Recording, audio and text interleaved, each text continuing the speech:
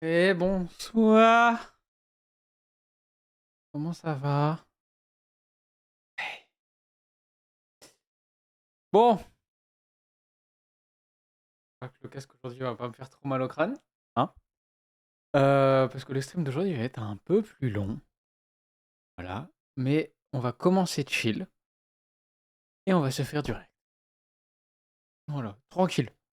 On va commencer par du React, on va pas s'embêter. On est plein en stock. Va falloir que je les regarde à un moment donné. Donc on va les regarder. Voilà. J'espère que votre semaine s'est bien passée sinon.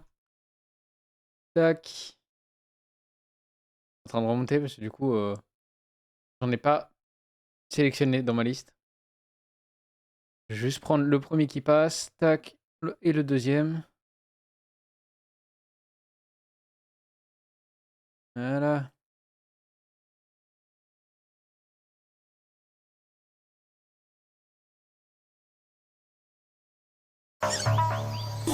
Non. Ouais. Si vous avez entendu un bruit bizarre, si vous inquiétez pas, c'est normal. Ça m'épose, mais ça m'épose un peu en retard par rapport au moment où vous entendez un petit peu. Voilà, là, ça enlève le mot de pause. Je suis en train de tout casser. Hop. Voilà. Du coup, là, on en a pour un petit moment de React.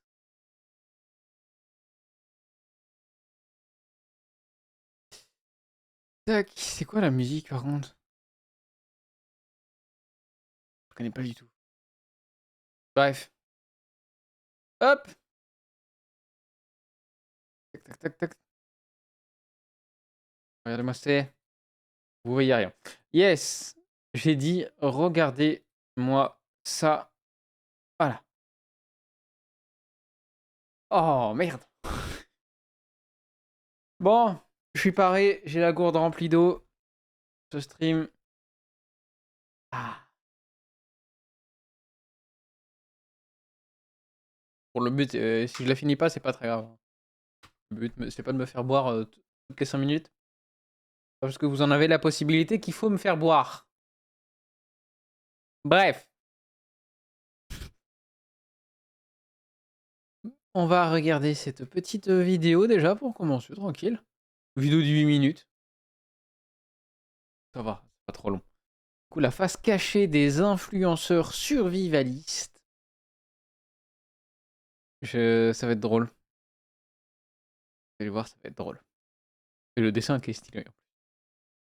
Donc, une raison de plus. Par contre... Alors, attendez. Faut que je regarde un truc sur mon téléphone. Pas pouvoir le regarder en entier. Oui, parce que... Alors, j'étais en train de faire des trucs avant le stream.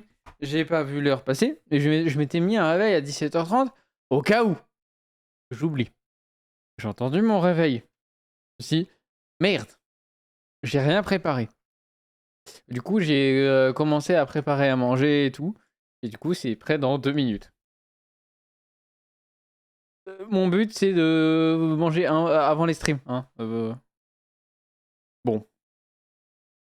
C'est pas vraiment ce qui s'est passé. Euh,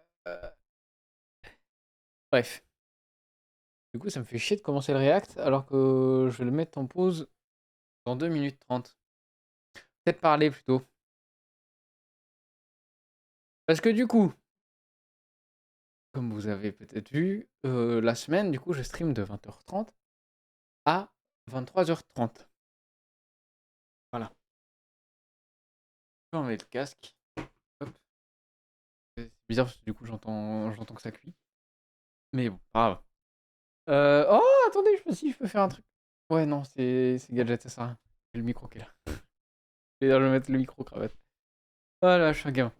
Et du coup, je stream la semaine à 20h30 jusqu'à 23h30. Et le week-end, du coup, ce serait plus 18h, minuit. Bon, si y a moyen que ça change, ça passe à 19h, 1h. Mais genre 3h la semaine, si je stream dans la semaine. Et 6h si je stream le week-end. Ce qui est pas sûr, je veux pas stream forcément tous les samedis. Du coup, ce que je vais faire, c'est, par exemple, si je stream la semaine, ce sera par exemple un petit jeu. Par exemple, là, cette semaine, on a joué à Rusan, Jusan, je sais pas comment on le prononce exactement. Mais du coup, on a joué à ça, tranquille, franchement, c'était cool. On va y rejouer, du coup, la semaine prochaine. Je sais pas quel jour encore. Du coup, on va le continuer. Je sais pas, je pense pas qu'on va le finir la semaine prochaine. Et ensuite, on va refaire un autre stream de 3 heures dessus. On va le finir. Et on fera peut-être le 100% en fonction de comment ça s'est passé, etc. On verra. On verra si on fait le 100%. Déjà, on finit le jeu. C'est sûr. Et du coup, ce que je compte faire, c'est quand je stream 6 heures, par exemple, comme là, bah, je fais du React, je fais du Undertale, parce que du coup, on fait du Undertale, ou les jeux, en tout cas, à plusieurs, qui peuvent être pas mal. Et sinon, bah, je peux faire d'autres jeux, etc. Et un peu plus roue libre le samedi, quoi. Alors que la semaine, c'est un jeu. Carré, on fait ce jeu. Et si on le termine, c'est pas grave, on commence un autre jeu. Du coup, j'ai une liste de jeux non exhaustive. Tac, ça va sonner. C'est bon, ça sonne pas. Hop, mon plat est prêt. Et du coup, bah, il y a plusieurs jeux que j'aimerais faire, etc. Dont des jeux solo. Par exemple, Expedition 33 qu'il faut que je fasse. Qui est solo, du coup, j'en ai pour longtemps. Il y a... En vrai, Hollow Knight, premier degré, j'ai envie de tester. Vraiment de manière sérieuse, parce que j'y ai déjà joué. J'y ai joué 40 minutes. Live de 18h à minuit, go Hollow Knight. Ouais, allez. Juste au moment où je parle d'Hollow Knight, c'est bizarre. Du coup, Hollow Knight, j'y jouerai. Je ferai pas le 100% du jeu. C'est le genre de jeu qui le 100% me terrifie plus qu'il me donne envie. Hein. Et en plus, je ne pense pas en avoir les capacités. Comme me dire, je vais faire le 100% de... Merde, comment il s'appelle? De Binding of Isaac. Terrifiant. Je sais pas si vous savez il y a combien de succès, il y en a 640. Et j'en ai que 200 sur 130 heures de jeu. Je sais pas forcément rush les succès, hein, mais quand même, pas beaucoup. Bref, mon plat est prêt. Je reviens. Du coup, je vous laisse plutôt de la musique. Je reviens tout de suite. Voilà, c'est bon. Tac, je suis ready. Alors, c'est un plat, un steak haché, accompagné de son lot de pâtes, agrémenté de gruyère et parsemé de beurre. Oh, des pâtes au beurre, quoi, avec un steak. Bon, j'avais pas beaucoup de temps, il faut que je fasse la vaisselle, à manger là. Oh, hein? Merde. Pour la peine, je vous coupe la musique. Et on va faire le react. À un moment donné, il va peut-être bien falloir le faire.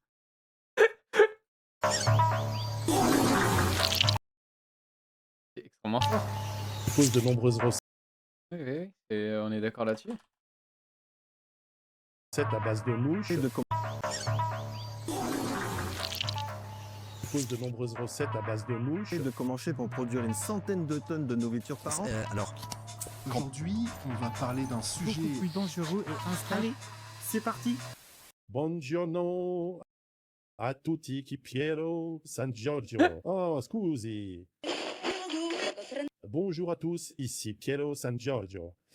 Alors, aujourd'hui, vidéo très importante puisqu'on va voir comment survivre au monde relativement délirant et injuste que nous prépare Klaus Schwab et le World Economic Forum. Une fois que vous aurez payé suffisamment de taxes pour mettre en place votre propre asservissement via le Great Reset. Bref, le premier livre s'intitule Un menu à 6 pattes, écrit par Julie Scarabine. Je vous rappelle que les élites ne cessent de vous expliquer que vous allez manger des insectes pour sauver la planète. bien que elles n'ont pas l'air prêtes à abandonner leur filet de Wangyu. Mais bref, c'est un petit livre qui propose de nombreuses recettes à base de mouches, Ouais, ça de donne envie. punaises, de cloportes, de cafards. Bref, à peu près tout ce que l'on peut trouver dans les couloirs de l'Élysée. Bref, alors voici un deuxième livre extrêmement intéressant. Vous ne posséderez rien et vous serez heureux, par Jacques Attali. L'auteur a expérimenté un mode de vie minimaliste en ne portant que des pantalons à une jambe, afin de tester personnellement ses théories. Et il nous explique pourquoi les algorithmes à abonnement mensuel obligatoire savent mieux que vous ce dont vous avez besoin et comment leur déléguer vos prises de décision. Plus de stress inutile à choisir quoi manger, où vivre ou quoi penser. Une stratégie que je développe dans ma Vous ne posséderez vous ne j'arrive pas à le dire. Vous ne posséderez rien et vous serez heureux. OK, ça c'est super. Après à droite, il y a aussi, Piero Sangioro, survivre. J'arrive pas à lire.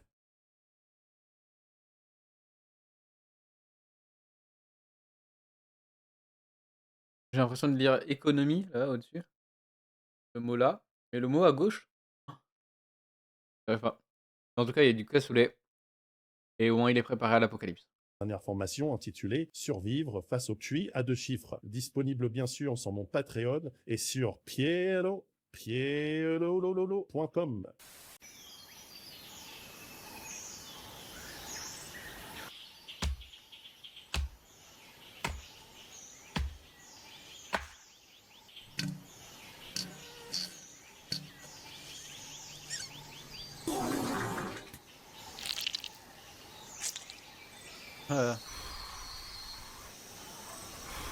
Macron?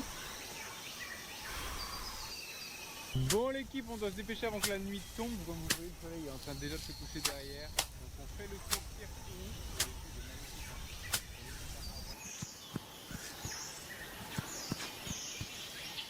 J'avais pas déjà vu la vidéo.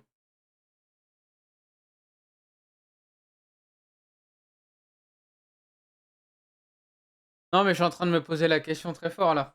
J'ai déjà vu la vidéo en stream, non?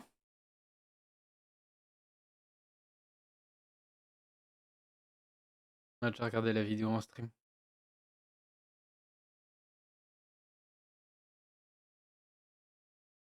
J'ai pris 2 minutes à me rendre compte que j'ai déjà vu cette vidéo.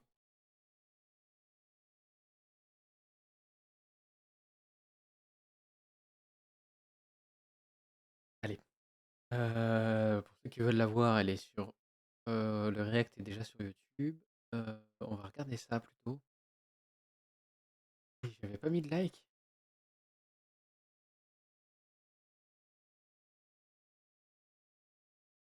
Non, fait chier.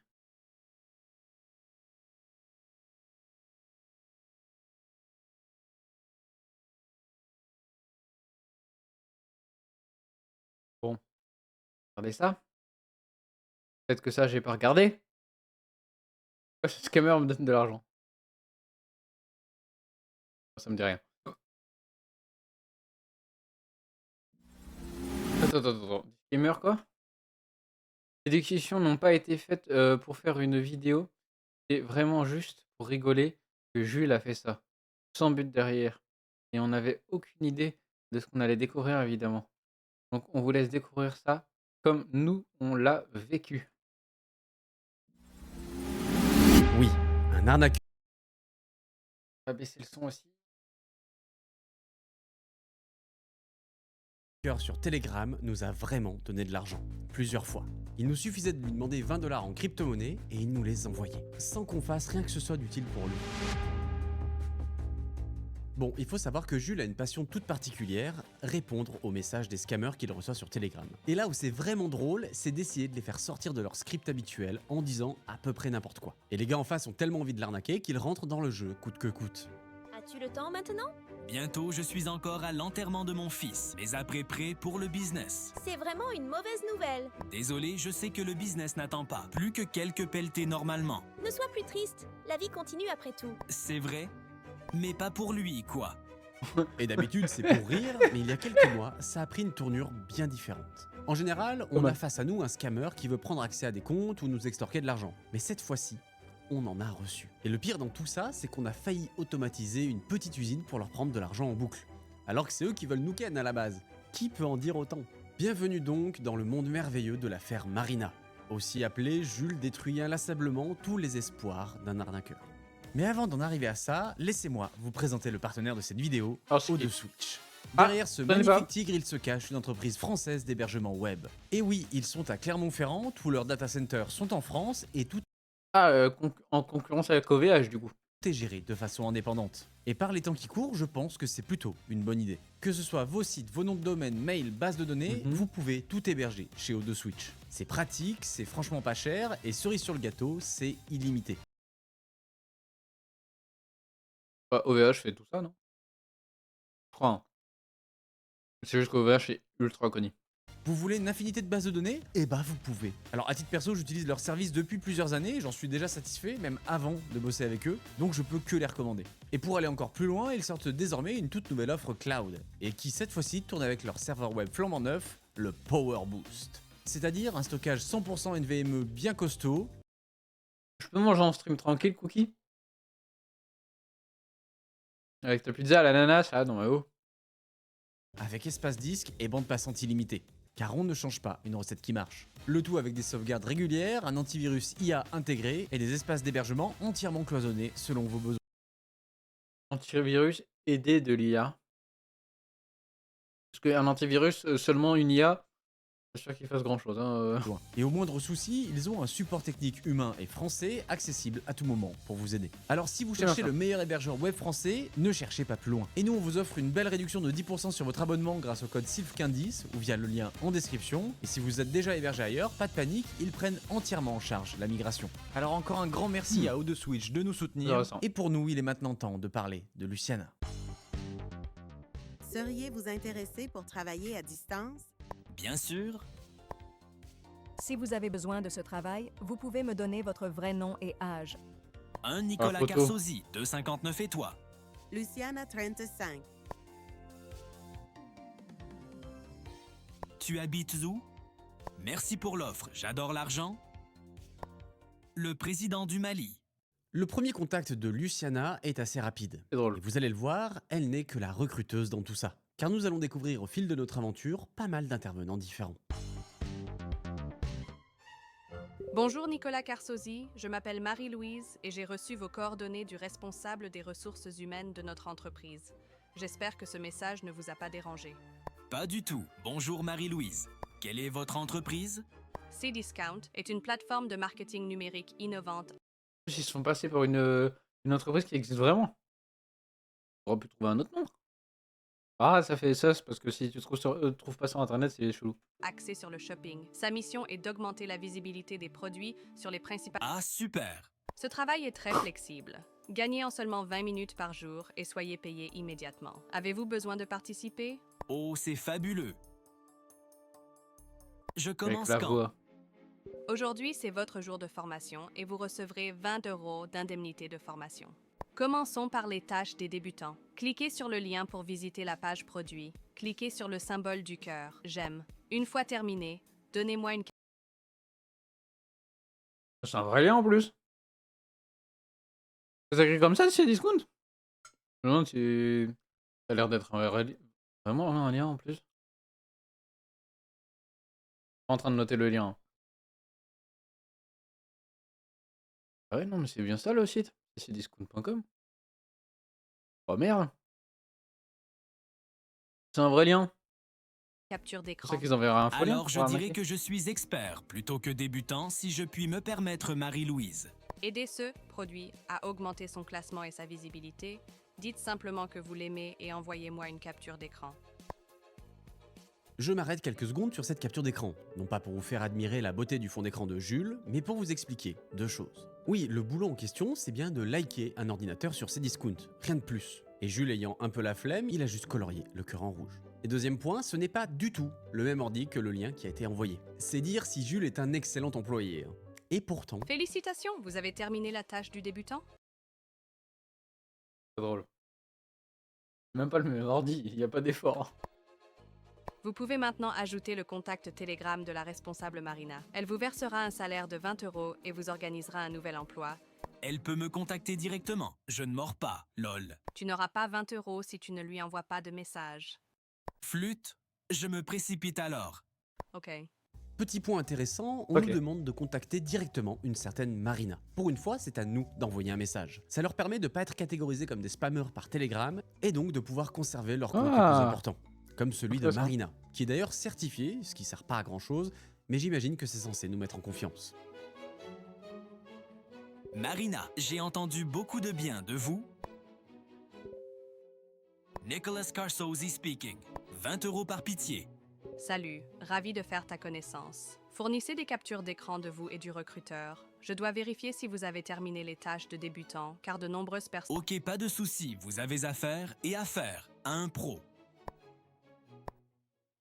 Les commerçants soutiennent le paiement des salaires via TRC20 et Revolut. Quelle méthode préférez-vous? Petit PayPal en vrai, non? Ok Marina, combien d'articles je peux liker pour gagner un maximum de peseta? C'est des feuilles d'érable sur ta photo de profil. Je pars me faire un café, je reviens, ne bouge pas Marina. Nuage de lait. Est-ce que tu as ce portefeuille pour prendre le paiement? Marina, j'ai l'impression que tu ignores mes questions. Entre collègues, c'est important, une bonne ambiance de travail. S'il vous plaît, plus tard, nous parlerons de votre affaire personnelle. Pour l'instant, il est important ici de parler de notre travail. Excuse-moi Marina, je ne voulais pas brouiller les frontières entre nous. Ce n'est pas professionnel. J'irai me tirer une balle en fin de soirée. Voici mon adresse TRC20 que tu peux communiquer au service comptable. Ok, je vais l'envoyer au vendeur et il vous paiera dès que possible. Après avoir reçu votre salaire, envoyez-moi une capture d'écran et... Ok, mais vite, car j'aimerais nourrir mes enfants avant le 29 septembre, idéalement. Déjà 4 jours. Merci Marina, tu es une collègue très efficace. Pétard Marina, j'adore ce boulot. Tout dans le caisson. Et oui, à ce moment-là, il a vraiment Ah reçu ouais. 20 $ en crypto de la part d'un scammer. Est-ce que c'est de l'argent sale? Sûrement. Est-ce que c'est quand même un peu drôle de leur en piquer? Oh que oui. Mais avant d'intégrer le groupe de travail et de vous expliquer en quoi consiste le nouveau job de Nicolas Carsozzi, laissez-moi me faire recruter, moi aussi. Car à ce moment-là, j'ai une idée de con. Qu'est-ce qui se passe si on évite les 2 premières personnes qui nous contactent et qu'on DM directement la fameuse Marina, cette 3e personne qui valide les screens? Après tout, s'ils Bah sont oui. assez cons pour valider un screen trafiqué, ils seront peut-être assez cons pour croire qu'on a été contacté pour travailler à la base sans rien vérifier. Alors je la contacte en lui disant bonjour, je viens pour les 20 $. Et je balance un screen totalement bidon qu'on a recréé Jules et moi. On était sûr d'être grillés. Ils doivent sûrement tenir un registre, noter les noms qu'on leur indique. Sauf que non. On m'annonce très vite que j'ai bien effectué ma tâche. On me demande alors une adresse crypto et bingo, je reçois moi aussi mes 20 $. Ils ne vérifient Quoi absolument rien, ces gros couillons. Alors, qui scam qui maintenant, hein? Oui, vous avez toqué. À Il y a la moyen de porte le faire génie 300 du fois, mal. là. Déjà, on ruine leur journée, mais en plus on leur prend de l'argent plusieurs fois. Ils doivent nous détester. Mais notre aventure ne se termine pas là, car je vous rappelle qu'on doit rejoindre notre groupe de travail, où Jules s'est malencontreusement fait virer avant la fin de sa première journée, mais on y vient. La task force attribuera des tâches demain matin à 10h30. Je vous inviterai à vous inscrire plus tard. Merci Marina, je te suis éternellement reconnaissant. Je rejoindrai la task force au plus vite. C'est moi qui te remercie, Jules. Je suis tellement heureuse que tu fasses partie de cette aventure. La musique qu'il a mis. Avec ta détermination et ton énergie, je suis convaincue que tu vas... Haha. Tu plaisantes avec moi? Oui, l'humour entre collègues, c'est important.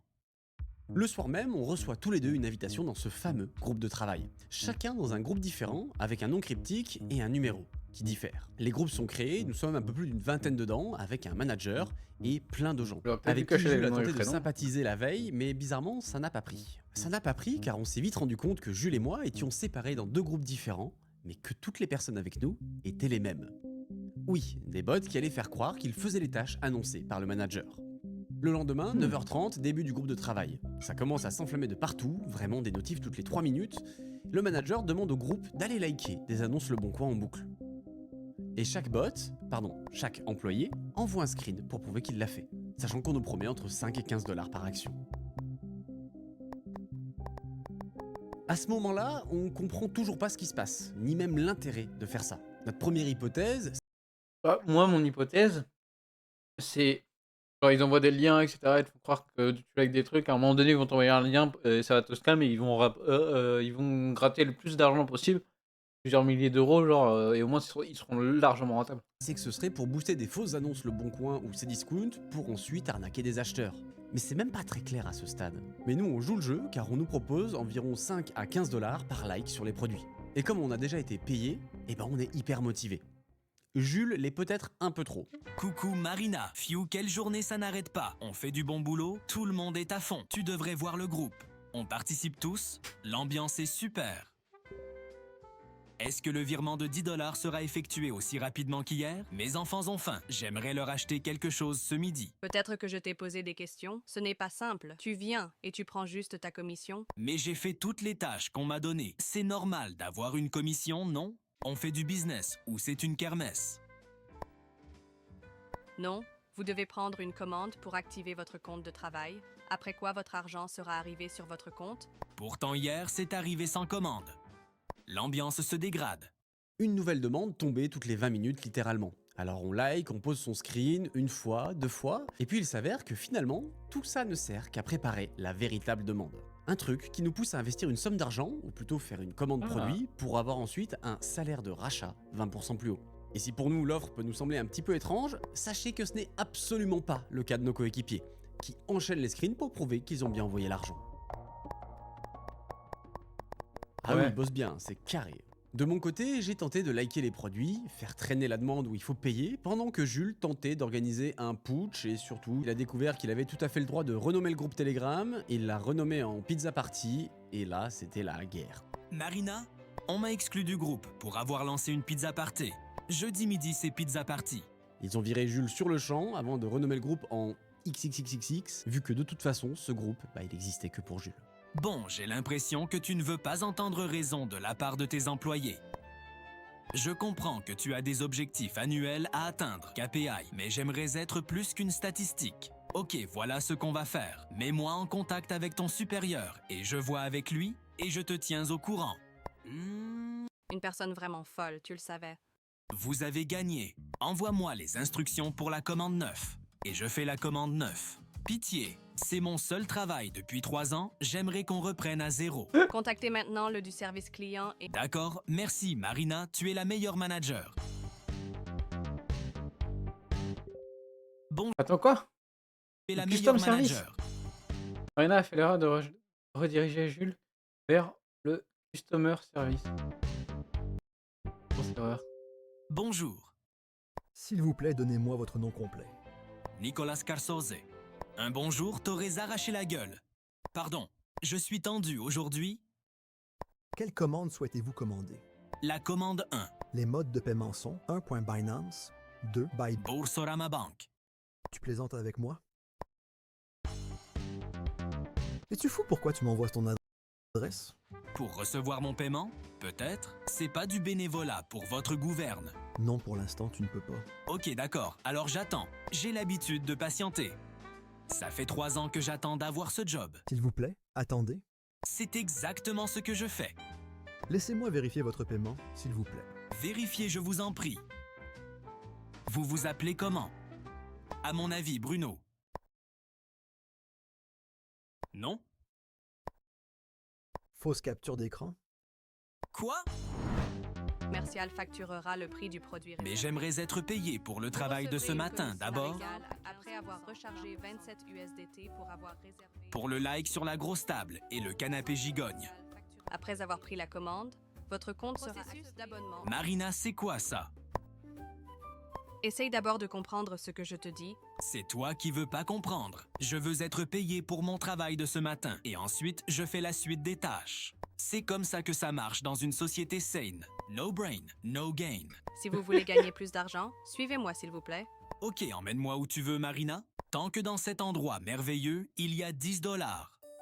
Mais ce n'est pas fini pour autant. Parce qu'on va utiliser Jules, le brillant Jules. Je ne saurais pas vous expliquer pourquoi il le tolère encore à ce niveau, après tout ce qu'il a fait, mais Jules va nous aider à choper leur IP avec un lien. Est-ce que c'est déjà fait? Pardon, j'ai eu un empêchement, mais je le fais bientôt. D'accord. On leur fait croire qu'on a bien fait un transfert, on leur envoie un lien pour prouver ça, Bonsoir Bruno. et en fait, c'est juste un truc qui va nous permettre de choper leur IP. Voici la preuve de transfert. C'est juste une redirection vers une page 404 de Telegram pour faire croire à une erreur, mais bingo pour nous. On obtient une adresse IP qui redirige vers la capitale du Cambodge. Ce qui nous avance assez peu, mais on sait au moins maintenant à peu près d'où proviendrait l'arnaque, car apparemment il serait pas sous VPN non plus. En parallèle, on commence notre plan cash-out.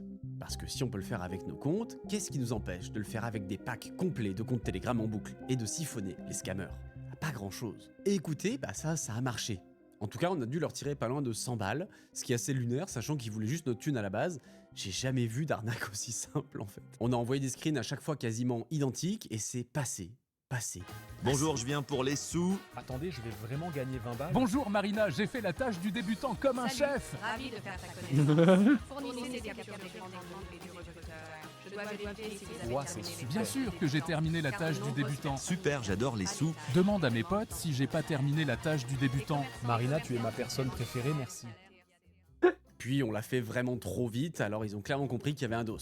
Sachant que c'est toujours le même wallet qui nous paye, on voyait bien qu'ils envoyaient des 20 balles peut-être 10 à 15 fois par jour, et nous on est arrivé avec un tractopelle pour imprimer des billets. Il y a aussi le moment où on a commencé à mettre des photos rigolotes dans les screens des ordis de Cdiscount, genre une photo de Sarkozy. Peut-être que ça a pas aidé, je sais pas. Bref, vient un moment où lorsque je demande... À un moment donné, c'est cramé, ouais. Donc Marina va me répondre. Code. Merde. J'ai tenté d'envoyer son adresse IP, elle a rien compris, elle a quand même déroulé le script, mais elle m'a envoyé bouler, elle m'a bloqué. Je pense qu'on a juste contribué à rendre leur système de vérification plus efficace. Ce qui est chiant, mais au moins on a été rétribué pour ça. Ce qui est pas forcément une bonne chose non plus. Bref, fin de notre plan pour devenir richissime en arnaquant des arnaqueurs.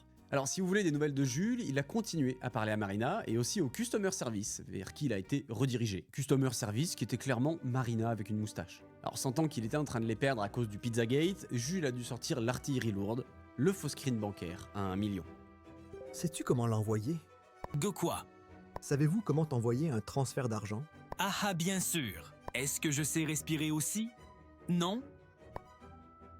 Ils nous ont alors fourni un RIB en Géorgie qui ne nous donne pas beaucoup plus d'infos, mais c'est mieux que rien. Après avoir effectué le paiement, envoyez-moi la capture d'écran. Tu es géorgien? Moi non.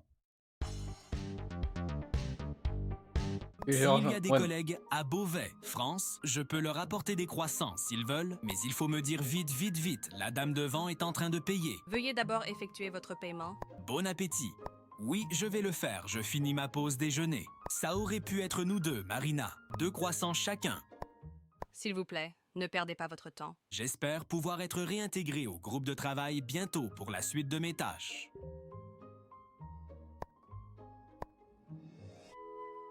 Good day to make business. I'm back from the hospital. Dr. Chybrak said I'm very healthy again. Ok, alors as-tu de l'argent pour prendre une commande maintenant? Oui, bien sûr, j'ai toujours de l'argent. Il faut juste que je rentre chez moi d'abord. Je cours pour attraper mon Flixbus. C'est un Macronbus. Quand tu as le temps, fais-le-moi savoir. Alors on n'a pas énormément enquêté derrière, car faire du suivi de transfert en crypto, c'est aussi peu excitant que compliqué à faire. Alors il y a bien un wallet principal qui envoie des 20 balles régulièrement aux employés qui ont réussi la tâche du débutant, et ce wallet se fait réapprovisionner régulièrement par d'autres wallets plus conséquents. En général, celui-ci stocke moins de 4000 $ en crypto. Et plus on remonte, et plus les sommes elles sont conséquentes et liées à des exchanges un peu shady. Ça, c'était la fin de notre vidéo à la base. On s'est bien marré, on a quand même gagné de l'argent. Je pense que pas grand monde peut en dire autant avec un scam. Pour le coup, on comptait pas creuser beaucoup plus loin. Mais... Car on sait qu'on aurait eu du mal à avoir plus d'infos. Une adresse IP au Cambodge, c'est super, mais ça nous avance pas des masses. Et on s'est justement demandé si ce type de scam était connu, histoire de mieux comprendre son fonctionnement. Car ça reste assez intriguant et surtout intéressant. Passer d'un soi-disant boulot offert par Cdiscount, qui en fait redirige vers des offres sur Le Bon Coin, pour au final nous dire d'envoyer de l'argent, c'est quand même assez curieux. Alors on se met à taper Cambodia, scam Telegram et ce genre de trucs sur Google. Et plus on avance et plus on tombe sur des nouveaux termes, dont par exemple celui de pig butchering, pour abattage de cochon. Une technique qui consiste à engraisser sa cible avant de l'abattre, c'est-à-dire qu'on lui donne un peu d'argent pour la mettre en confiance, dans l'espoir qu'elle en donne encore plus derrière. Si elle le fait, on lui renvoie une somme plus importante, et ainsi de suite, jusqu'au moment où le scammer retire le jackpot. Une sorte de Ponzi un peu revisité. Et ça, c'est une arnaque qui serait très répandue au Cambodge, et plus largement en Asie du Sud-Est. Ce qui colle parfaitement avec ce qu'on a vécu, aussi bien niveau géographie que mode opératoire. Et pas de bol, c'est nous qui avons gagné à la fin. Et puis on va découvrir que ce genre d'arnaque est généralement organisé par des mafias chinoises. Ah ouais? On n'est donc pas en train de faire face à des gars un peu random qui se lancent sur le créneau, mais sur un véritable réseau organisé. ce qui explique pourquoi on se fait autant spam la gueule depuis plusieurs années. Bon bah tout ça, ça devient assez intéressant. C'est donc certainement la mafia qui nous a donné de l'argent. Top. Bref, on continue de Très propre. creuser, sauf que L'argent. plus on creuse, et plus tout ça, ça devient badant. Car Marina et tous les gens dont on se moquait au départ, même si c'était très drôle, il y a de grandes chances qu'en réalité, ce soit des personnes qui sont forcées de vous arnaquer. Eh bah oui. Oui, les mafias chinoises qui organisent tout ça le font en exploitant des gens retenus contre leur volonté. Ils sont généralement réunis dans ce qu'on appelle des scam compounds ou des fermes à scam, et tous les jours ils sont obligés de scammer s'ils veulent un jour retrouver leur liberté. Alors désolé, c'est moins marrant, mais on est loin de l'image du brouteur en Côte d'Ivoire qui essaie juste de faire un peu d'argent sur votre dos. Là, on est sur des véritables organisations. J'ai mis ce clic. Je me suis dit, il y a un peu de poussière sur ma table. C'est pas drôle. La musique devait pas se mettre, d'accord? Criminels qui exploitent les failles de pays à la marge. Ils opèrent par exemple en Birmanie, qui est en pleine guerre civile, ou bien au Cambodge, qui est l'un des pays les plus corrompus au monde. Toutes les zones reculées de l'Asie du Sud-Est sont concernées, et ils profitent de ce chaos ambiant pour emprisonner de force des travailleurs. Ils leur donnent un ordi, des portables, et c'est parti pour scammer toute la journée. Si les mafias peuvent se permettre tout ça, c'est car elles possèdent déjà de solides installations dans ces pays. Historiquement, c'était surtout pour faire tourner des casinos, souvent illégaux, qui permettaient de brasser de l'argent sale. Et ça a attiré des capitaux dans des zones pourtant délaissées, jusqu'à créer de véritables villes du crime où tout est financé en partie par la mafia. Le tout avec parfois la complicité des États en question. C'est par exemple le cas de Sihanoukville, qui représente bien ce phénomène au Cambodge. Les mafias y sont chinoises, les capitaux qu'elles apportent sont chinois, et l'architecture l'est aussi. C'est clairement une sorte d'ovni dans le paysage. Et dans ce pays pourtant extrêmement pauvre, on croise à Sihanoukville de belles voitures de luxe. Mais aussi beaucoup de casinos. Mais avec la crise du Covid, toutes ces activités se sont effondrées. Sans clients, pas d'argent, il y a donc des centaines de casinos presque vides qui ne génèrent plus rien. Et ça, c'est un problème pour la machine criminelle qui doit tourner coûte que coûte. Il suffira donc d'en changer l'activité. Fini les casinos et bonjour les fermes à scam. L'infrastructure est déjà en place, la corruption aussi, et les gardiens également. Et ce sont donc des centaines de travailleurs qui se retrouvent parqués dans ces lieux vides. Et c'est très probablement eux que vous croisez sur WhatsApp ou sur Telegram ou dans vos DM et qui vous proposent un boulot, un investissement ou parfois une rencontre torride. Alors, comment ça marche ça ? Comment est-ce que des groupes criminels parviennent à rassembler une véritable armée de scammers ? Et comment ils font surtout pour attirer des gens qui savent utiliser un ordi ou des applis et qui pourront vous aider à acheter des cryptos ? Eh bien, tout simplement avec une offre d'emploi. Enfin, de fausses offres d'emploi, évidemment. Car il y a très peu de gens qui iront répondre à « Bonjour, recherche scammer qui parle anglais et qui sait utiliser un ordinateur ». C'est globalement pas comme ça que ça marche. Non, les groupes mafieux mettent en ligne des offres qui ont l'air légitimes sur des forums en ligne ou même sur Facebook. Des annonces qui ont cette tête-là, par exemple, où il n'y a pas réellement de red flag, l'offre elle est classique, presque banale même, presque toujours un travail classique de bureautique, qui demande même parfois aux candidats d'être bilingues. C'est bien payé, mais sans plus, pour ne pas attirer les soupçons. Et ça, ça attire énormément de candidats de toute l'Asie du Sud-Est, et même du monde entier. Car après la crise du Covid, des jobs bien payés et qui ont l'air relativement confortables, ça court pas les rues. Alors que des gens qualifiés qui sont à l'aise avec un ordi et qui parlent plusieurs langues, il y en a pas mal. Et ils cherchent tous désespérément du boulot. Ce sont donc des dizaines de milliers de jeunes étudiants qui espèrent juste trouver un taf un peu sympa à l'étranger, mais qui s'apprêtent juste à tomber dans un piège terrible. On leur paye généralement leur avion, puis à l'arrivée, c'est la douche froide. On leur retire leur passeport, on les transporte dans des endroits reculés qu'ils ne connaissent pas, en passant parfois même des frontières. Et c'est à ce moment-là qu'ils sont conduits dans les anciens casinos. Barbelés, caméras, fenêtres cloisonnées, gardes, il y a vraiment tout le cliché du repère du super méchant. Et on va leur faire comprendre que ici, ils ont tous un prix. 10 000, 20 000, voire 30 000 $, ça c'est le prix à payer pour pouvoir repartir d'ici. Et pour générer cette somme, ils vont devoir travailler d'arrache-pied, parfois plus de 14 heures par jour, à la recherche de cibles en ligne. On leur fournit un script à suivre, du matos pour bosser, et leur nouvelle vie est désormais celle d'un scammer. Les victimes de scam sont donc en réalité ciblées par d'autres victimes qui cherchent juste à sortir de l'enfer. Ils n'ont jamais signé pour ça, mais ils n'ont désormais plus le choix. Évidemment, il ne leur suffit pas juste de voler 10 000 $ à des victimes, car ils ne touchent qu'une infime partie de ce qu'ils génèrent. Une bonne commission revient au gérant de la ferme à scam, qui lui-même verse une rente au groupe mafieux qui chapeaute le réseau. Et s'ils refusent de s'y mettre, ou s'ils ne génèrent pas assez pour leurs supérieurs, la sanction tombe très vite. On arrête parfois de les nourrir, et ils peuvent même être battus par les gardes, qui sont souvent équipés de tasers ou de matraques. Et si ça ne fonctionne toujours pas, alors on menace de les vendre à d'autres groupes, qui sont souvent plus violents ou qui iront carrément rançonner la famille du détenu, parfois accompagnés de vidéos de violence pour les faire craquer. Bref, il y a un véritable marché noir entre tous ces groupes, tout le monde s'achète et tout le monde se revend. Tout ça, ça peut se passer par des bêtes canaux Telegram, quasiment aux yeux de tous. Comme sur ces annonces publiées par ProPublica, qui a fait une super enquête sur le sujet. Ici, on propose par exemple à la vente un citoyen chinois de 22 ans, qui vient tout juste d'être introduit clandestinement dans le pays. Point faible, il tape lentement. Prix de vente, 10 000 $. Ce sont parfois même des groupes entiers, comme ici, où 6 Bengalais, parlant anglais et déjà habitués à scammer des étrangers, sont proposés à la vente. Et ils sont immédiatement disponibles à Sihanoukville. Mais tout ne se passe pas tout le temps comme prévu. Malgré les risques et la sécurité mise en place, certains scammers forcés arrivent à se révolter. C'est notamment arrivé en 2022 au Cambodge, à seulement quelques mètres de la frontière du Vietnam, et toute la scène a été filmée par un passant. On y voit une cinquantaine de scammers, enrôlés de force, s'enfuir à toute vitesse. Ils sont poursuivis par des gardes armés et ils n'hésitent pas à sauter dans la rivière en direction du Vietnam voisin. La scène est choquante, d'autant plus quand on voit le nombre de personnes impliquées. Et ça illustre bien la réalité de ces fermes à scam. On y enferme des cinquantaines de personnes contre leur volonté. Horrible. Et ce genre d'exemple, il y en a énormément dans toute l'Asie du Sud-Est. Au point où le Haut Commissariat aux droits de l'homme estime que ce phénomène toucherait plus de 200 000 personnes juste au Cambodge et en Birmanie. Rendez-vous compte, 200 000 personnes. Des gens qui pensaient juste répondre à une offre d'emploi et qui sont désormais enfermés loin de chez eux à scammer toute la journée. C'est énormissime. Ce trafic s'élèverait à plusieurs milliards de dollars à l'année. Et plus on remonte le réseau, plus on comprend que la situation est complexe à résoudre. Car les pays concernés sont soit occupés à gérer une guerre civile, soit intéressés par l'argent que ce trafic génère. C'est notamment inquiétant au Cambodge, où certains membres proches du gouvernement seraient impliqués, de près ou de loin, dans tous ces cyberscams. Notamment grâce à la plateforme Yuan, dans laquelle certains d'entre eux ont des billes. C'est un énorme marketplace dans le pays, qui fait régulièrement la une, à cause de toutes les transactions illicites qui y transitent. C'est également via leur filiale Yuan Guarantee que certains scammers sont parfois vendus ou recherchés. C'est d'ailleurs sur cette plateforme qu'un groupe de hackers nord-coréens a exfiltré une partie de son magot, dans l'affaire Lazarus. Le détournement de près d'1 milliard de dollars de la banque du Bangladesh et qu'il fallait ensuite blanchir. Dans notre cas, on retrouve bien des traces de Yuan dans les adresses liées au scam de Marina. On a parfois vu des sommes colossales à plusieurs millions d'USDT par transaction y transiter. De toute évidence, c'est ce genre de plateformes qui servent à rediriger le gros du trafic et à payer, in fine, les commanditaires. Bref, on était loin, mais alors très loin d'imaginer ce que se cachait derrière ces scammers dont on se moque un peu tous. Tous ces réseaux brassent énormément d'argent et parviennent toujours à attirer de nouvelles victimes, au point où le modèle s'exporte carrément à l'étranger.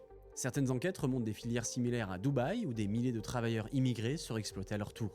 Donc si vous avez l'impression qu'on se fait de plus en plus spam par des scammers dans tous les sens, c'est pas qu'une impression. C'est le résultat d'un véritable empire criminel qui se met en place depuis des années et qui enrôle de force des centaines de milliers de victimes chargées de vous cibler. Et tout ça ne s'arrêtera pas tant que certains gouvernements laisseront faire, même si, évidemment, les principaux concernés prétendent faire tout pour lutter contre ça. Quitte à y aller à gros coups de communication parfois, comme ici, où la Chine et le Cambodge se félicitent d'avoir arrêté 130 ressortissants chinois impliqués dans les fermes à scam. Mais est-ce qu'on a vraiment là 130 gars qui géraient le réseau, ou 130 victimes qui scammaient pour s'en sortir? Ça, c'est d'autant plus flagrant avec la Birmanie, qui a déclaré avoir extradé 2300 personnes liées au scam. Donc soit il y avait 2300 chefs de réseau et c'est pas la meilleure pub, soit ils viennent d'arrêter 2300 victimes et ils s'en félicitent. Ça tranche d'ailleurs avec d'autres pays qui au contraire cherchent à faire libérer leurs citoyens de ces centres. Comme par exemple l'Inde qui mène régulièrement des opérations dans ce sens et qui se réjouit publiquement quand leurs compatriotes parviennent à s'enfuir de tout ça. Ils ne les considèrent pas comme des criminels, mais bien comme des victimes. Alors voilà, désolé, à la base c'était une vidéo drôle parce que Julie s'adresse à des scammers et ça devient très triste. Rigoler, mais on trouvait ça intéressant de vous montrer ce pan gigantesque du scam dont personnellement j'avais aucune idée. On suit quand même pas mal ce genre de milieu et depuis quelques années et on n'avait jamais entendu parler de ça. Donc on espère vous avoir appris quelque chose. Merci à tous pour votre soutien, n'hésitez pas, on a un Tipeee, un Patreon, un Discord, parfois sur Twitch, rarement. Merci, prenez soin de vous, à très vite. Salut. Bon, on va se faire un dernier react que j'ai pas vu. C'est mieux. React, au moins ça fera, on sera à 1 heure de stream. Hop. Apple vient de faire un truc très risqué. Du coup, l'iPhone qu'Apple ne veut pas vous vendre de Léo Duff. Apple vient de faire un truc. Attendez, j'ai oublié de faire un truc. Hop. Voilà. Maintenant qu'il y a le like, c'est bon. Truc très risqué. Apple vient de faire un truc très risqué. Ils viennent de rendre l'iPhone plus cher. Il y a 2 semaines, vous pouviez acheter un iPhone pour 500 €, mais aujourd'hui, c'est 700 € minimum. 700 € pour ça. Ouais, mais après, alors attends, je sais pas s'il va parler de ça. Parce que il y avait, je crois que ça vient de Trump, hein, ce qui me choquerait pas. qui sera assez logique. Il y a du coup Trump qui a parlé que les entreprises américaines devaient fabriquer en Amérique, je crois, un truc comme ça. Et du coup, les iPhones devaient être fabriqués aux States. Et forcément, du coup, le prix allait augmenter vu que bah, ça revient à beaucoup plus cher de fabriquer aux States que en Chine. 35% d'augmentation sur l'un des produits les plus populaires au monde, c'est pas anodin. Il faut une très bonne raison de le faire. Et ça ressemble pas à une très bonne raison. L'iPhone 16e est un iPhone 16, mais sans Dynamic Island, sans MagSafe, sans caméra contrôle, avec un seul objectif photo et un cœur de GPU en moins. C'est un iPhone 16 dépouillé. Ça ressemble à un suicide commercial, mais c'est en fait une stratégie marketing très efficace. Mettre un produit moyen en entrée de gamme pour en fait vendre celui du dessus. Dans cette stratégie, il crée une illusion de choix, dans lequel l'iPhone 16e n'est pas destiné à être vendu, il est là uniquement pour rendre l'iPhone 16 plus attractif. Son prix n'a pas bougé, Apple a juste mis un appât devant. Ils ne vendent pas un téléphone, ils vendent un dilemme. Ça, c'est l'explication que tout le monde donne sur l'iPhone 16e. Et elle est logique, mais je suis convaincu qu'elle est fausse. À mon avis, l'iPhone qu'Apple ne veut pas que vous achetiez n'est pas celui que vous pensez.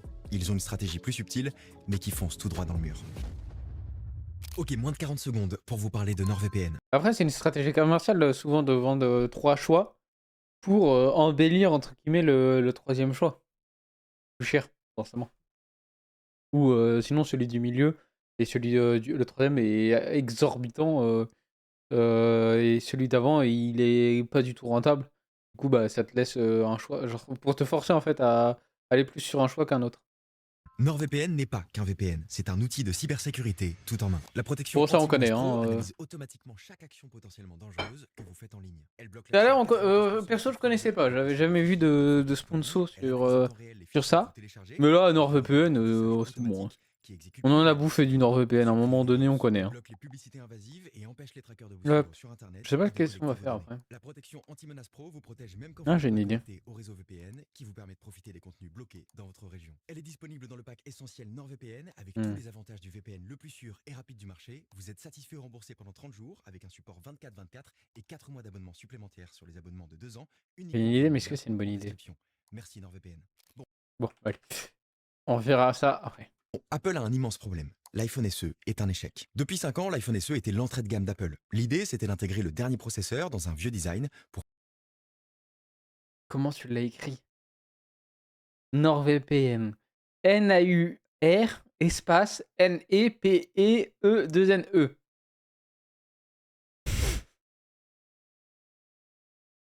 Et... Waouh. proposer un Abusé, iPhone là. à 500 €. Je sais que ça en choque certains, mais il y a 5 ans, beaucoup de gens acceptaient encore d'avoir un petit téléphone, un lecteur d'empreintes et un design vintage. Tout ce qu'ils voulaient, c'était un iPhone puissant et durable, mais le marché a changé. Plus personne ne veut d'un bouton Home, de grosses bordures et d'un petit écran. Même nos parents veulent quelque chose de moderne. Et à ce prix, c'est pas les options qui manquent. Pourquoi c'est un immense problème? Parce que l'iPhone SE avait un rôle majeur. Il devait convaincre un maximum de gens avec un budget raisonnable d'acheter leur premier iPhone, pour qu'ils restent ensuite dans l'écosystème d'Apple, qu'ils achètent des AirPods, un iPad, un Mac et un iPhone haut de gamme. Mais ce plan ne fonctionne plus. L'année dernière, l'iPhone SE, c'était 1% des ventes d'iPhone. Alors qu'est-ce qu'on fait quand un produit ne se vend pas? On baisse son prix, ou alors on fait strictement l'inverse. Je vous apprends rien, Apple, c'est cher. Un smartphone milieu de gamme rapporte généralement 35 à 40% de marge à la marque qu'il vend.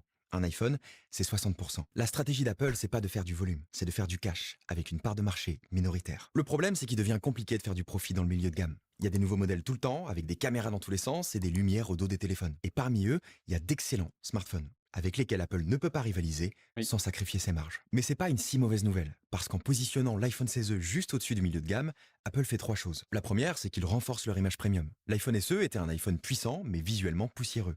À 719 €, l'iPhone 16e crée un écart tarifaire avec les smartphones à 500, il apparaît plus haut de gamme, juste par son prix. La deuxième, c'est qu'en refusant d'affronter Android sur le milieu de gamme, Apple évite une comparaison directe qui pourrait fragiliser son image premium, parce qu'Apple n'excelle pas à ce tarif. Et la troisième, la plus importante, ils détournent le marché. Si Apple n'a pas de place pour atterrir au milieu de gamme, ils ont tout intérêt à emmener tout le monde vers une destination où ils dominent déjà largement, avec 60% de part de marché, le premium. 719 €, c'est un tarif très bien pensé parce qu'il se trouve pile entre le milieu et le haut de gamme. Apple veut s'y installer parce qu'il y a une tendance à la premiumisation. Le grand public accepte d'investir plus d'argent qu'avant pour garder leur téléphone plus longtemps. Les gens qui hésitaient entre un Android ou un iPhone d'occasion dans les 600 € vont maintenant pouvoir envisager de mettre un peu plus pour le nouvel iPhone. Si ça marche, Apple va extraire un public qu'il ne pouvait pas atteindre pour les emmener sur le haut de gamme. Et quand on a déjà acheté un iPhone à 700 €, à l'avenir, on peut envisager un iPhone à 900. L'iPhone 16e doit absolument se vendre parce qu'il a un avion à détourner. Mais la vérité, c'est qu'il lui manque pas mal de choses. Il a pas de Dynamic Island pour voir vos sushis arriver, le score du match du PSG ou la musique en cours, pas de caméra contrôle pour lancer rapidement l'appareil photo et modifier les réglages, pas de MagSafe pour poser l'iPhone sur un chargeur ou y aimanter un accessoire. Il y a même pas le MagSafe. Oui, abusé. Pas d'objectif ultra grand angle pour faire des photos très larges ou très près. Pas de Wi-Fi 7, un écran moins lumineux, pas de localisation précise d'un AirTag, une charge sans fil moins rapide et un cœur de GPU en moins. Sauf que tout ça, le grand public s'en fout un peu.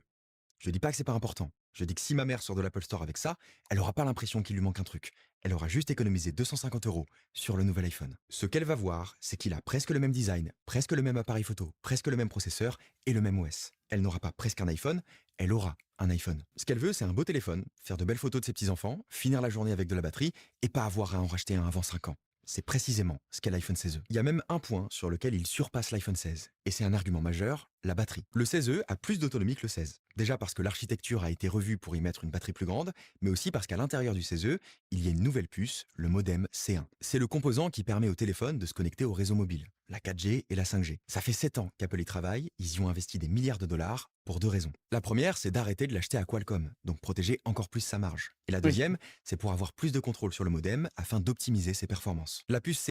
C'est un des avantages d'Apple, c'est que vu qu'ils ont plein de trucs qui sont à eux, forcément, quand tu es un constructeur et que, par exemple, je prends une voiture, tu fais la... non, une voiture, je ne connais pas assez. Merde. Un ordinateur, voilà. Imaginons, tu es fabricant de composants d'ordinateur, tu t'appelles Nvidia, tu fais des cartes graphiques. Les cartes graphiques, voilà, tu la mets sur une carte mère, tu la branches, et elle tourne. Mais si la carte mère venait d'Nvidia, du coup, ils pourraient adapter la carte mère pour que ce soit encore plus optimisé, pour que du coup, la carte mère lise encore mieux la carte graphique. Et ensuite, ils font le processeur, pour comment le processeur lise mieux, lise mieux la carte graphique, etc. Genre, si tout t'appartient, forcément, ça sera 1000 fois plus efficace. Et si tu veux changer un truc, bah, tu pourras l'adapter correctement, tu pourras changer chaque paramètre.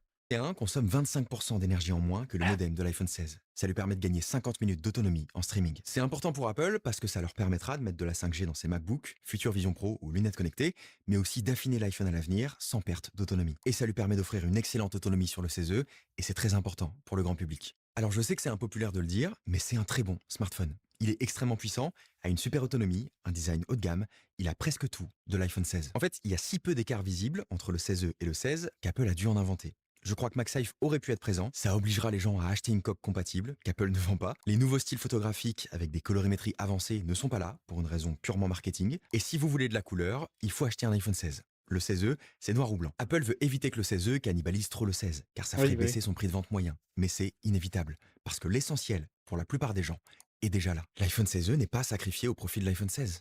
C'est l'inverse. Il y a un enjeu de vie ou de mort dans le succès de ce smartphone. Apple doit absolument proposer un téléphone abordable avec de l'intelligence artificielle. Elle va profondément changer la façon dont on utilise notre smartphone, dont on organise nos journées, dont on travaille, dont on se connecte aux autres. L'année dernière, Apple avait présenté Apple Intelligence, sa version de l'IA qui utilise votre compte. Ça a pris du temps à venir en France, à ce que j'ai compris avec les lois européennes. Je sais pas si c'est déjà en France. J'ai même un doute si c'est déjà en France. Mais c'était pas direct en France, ça c'est certain à cause des lois européennes. Texte personnel pour répondre à vos questions. Et c'était hyper prometteur. Par exemple, vous pouvez lui demander de vérifier si le vol de votre mère est bien à l'heure et à quelle heure vous devriez partir pour aller la chercher. Ça, c'est une demande extrêmement complexe. Ça demande d'aller chercher les informations de vol dans vos messages, de chercher en ligne les statuts du vol, de regarder le trafic sur la route et de vous recommander un horaire de départ en fonction de votre localisation. La partie la plus complexe, c'est qu'Apple tient absolument à gérer la majorité de ses tâches localement, à l'intérieur du smartphone. Parce que ça touche à des données extrêmement sensibles. C'est la raison pour laquelle l'iPhone 16e doit être aussi puissant. Mais il y a un énorme problème. Apple a fait la publicité de cette IA partout. C'est devenu un élément central de sa communication parce que c'est un enjeu d'avenir majeur. Oui. Mais cette IA n'est pas prête du tout. Il y a un an, j'ai fait une vidéo dans laquelle je parlais de cet enjeu. Je pense ne pas m'être trompé sur son importance, mais je me suis vraiment trompé sur la conclusion. Je pensais qu'on surestimait le retard d'Apple. La vérité, c'est qu'Apple est très en retard. Ils viennent de confirmer le report de leur intelligence artificielle à l'année prochaine. Alors si vous achetez un iPhone 16e, vous aurez quand même quelques fonctionnalités d'IA. Résumer une page web, générer vos propres emojis, avoir des résumés de vos notifications, enlever un élément gênant d'une photo. J'ai testé ces fonctions qui sont pour l'instant en bêta. C'est pas mal, c'est pas dingue. Mais vous n'aurez pas les fonctionnalités avancées dont ils font la promotion partout depuis des mois avant l'année prochaine. ce qui n'est pas une indication très précise. Alors je vais vous dire précisément ce qui m'inquiète. Apple a toujours su concilier le matériel avec le logiciel. C'est sa plus grande force. C'est la raison pour laquelle tant de gens sont prêts à dépenser plus d'argent sans même vouloir entendre parler de caractéristiques. Parce que leurs clients font confiance en leur capacité à construire le matériel dans le seul but de soutenir le meilleur logiciel. Aujourd'hui, je ne vois aucune raison de remettre en cause la gamme d'iPhone techniquement. C'est extrêmement solide. Mais qu'Apple prenne du retard sur une technologie aussi transformatrice que l'intelligence artificielle... Et en fait, ils se sont lancés dans l'intelligence artificielle beaucoup trop tard. Apple. Ils auraient dû être un peu plus précurseurs là, à ce niveau-là. C'est une anomalie. La situation actuelle n'est pas catastrophique, j'ai pas encore vu d'usage révolutionnaire chez la concurrence, mais ce qui est certain, c'est qu'Apple n'est pas en avance. Très vite, l'enjeu ne sera plus de savoir quel iPhone ils veulent nous vendre, mais lequel ils pourront faire. Apple est en train de fabriquer une voiture de course qui n'a pas de moteur. Aujourd'hui, ce qu'ils vous demandent d'acheter, c'est une promesse. Et je ne sais pas combien de temps on continuera à la croire. Merci à tous, merci à NordVPN. C'était Léo Duff. Je suis pas abonné. Je suis abonné. Bon. J'aime bien. Et hop, avec la cloche.